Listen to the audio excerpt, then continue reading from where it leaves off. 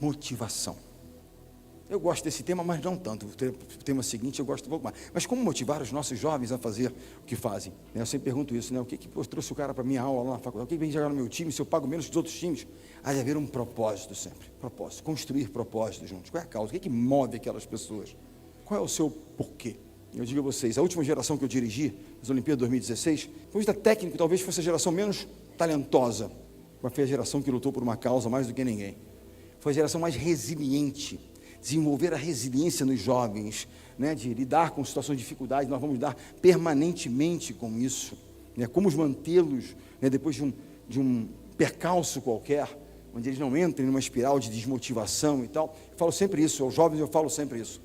Perder não é fracassar. Essa é uma das coisas que nós temos que ensinar aos nossos jovens. Eles querem empreender, eles querem realizar, vamos dar possibilidades a eles. E entender que o erro faz parte do processo. Ah, mas você briga muito? Brigo sim, mas eu não brigo quando eles erram.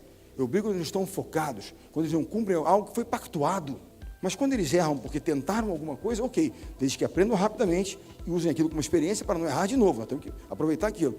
Porque nós rotulamos muito o erro como fracasso. Errar não é fracassar. Perder, quem praticou esporte nunca perdeu. Só não perdeu quem não jogou. Só não errou quem não tentou fazer. Perder não é fracassar. Desistir é. E eles desistem muito rapidamente.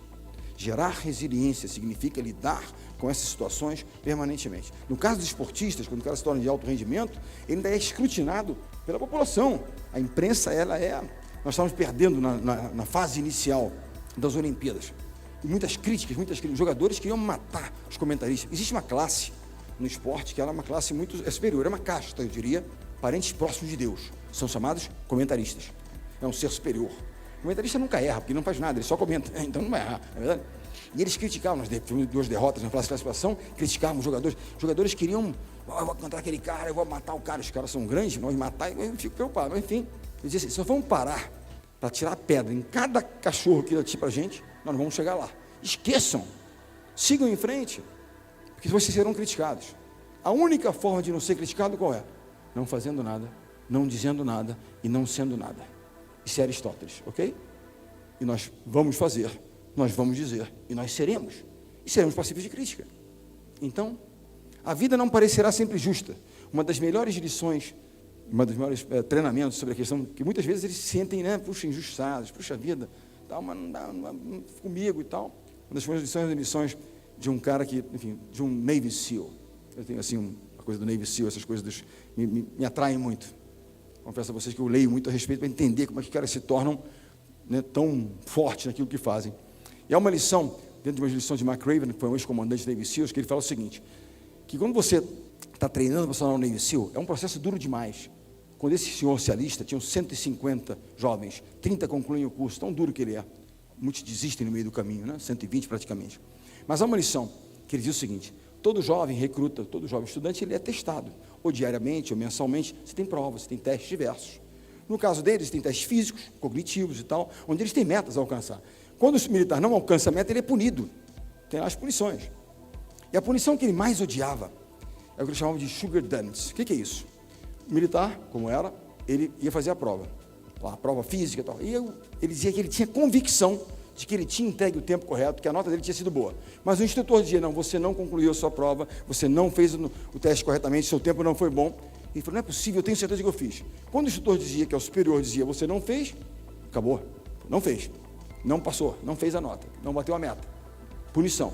A punição chamava sugar daddies. O que era isso? O centro de treinamento deles fica no litoral, que eles nadam, fazem provas, não são, eles mergulhavam fardados no mar e voltavam rolando na areia. Quando chega na calçada, ele se levanta, não se limpa, não se lava, permanece assim durante todo o dia. Aquela areia vai grudando no corpo, o sal do mar secando, e ele vira um sugar daddies, aqueles bolinhos com açúcar em cima. Aqui nós diríamos que ele virou um croquete, um empanado, mas não um sugar daddies, mas lá é um sugar daddies. E ele dizia que era a pior punição. Por quê? Não é pelo desconforto físico do açúcar e do sal, é porque todos os seus companheiros sabiam que naquele dia ele era o sugar daddies da vez. Ele havia falhado, e ele tinha convicção de que não havia falhado. E quanto mais incomodados eles ficavam com aquela punição injusta, mais os instrutores diziam que eles haviam falhado. E aquilo se repetia. E ele ia à loucura, se repetia. Até que ele percebeu que aquela era uma lição dos instrutores. O que os instrutores queriam provar para aqueles jovens é que a vida não pareceria ser sempre justa, não seria sempre justa com eles, mas que eles tinham que seguir em frente, apesar das injustiças da vida. Que todos nós, em algum momento, seríamos sugar donuts, mas nós temos que no dia seguinte levantar e fazer de novo, nos preparar, estudar e nos preparar e seguir em frente. É o que nós temos que fazer. Falam muito de motivação, Bernardinho, grande motivador, vai nos dar um grito de guerra. A gente junta a garotada amanhã, faz um grito de guerra e eles vão, um haka dos neozelandeses do rugby. Há por trás do haka uma coisa muito diferente, que é uma chamada as origens, as coisas dos kiwis, da origem kiwi é bem diferente, realmente move com propósito, com causa, com nação, é diferente. Eu digo a vocês o seguinte, a motivação, ela tem 2 pilares fundamentais. Aí depois você tem uma série de elementos para você trabalhar, senso de pertencimento, etc. Ok, mas 2 são os pilares primários dessa história. Necessidade, eu preciso, eu vou correr atrás. Paixão. Sem isso, não há solução. Necessidade ou paixão.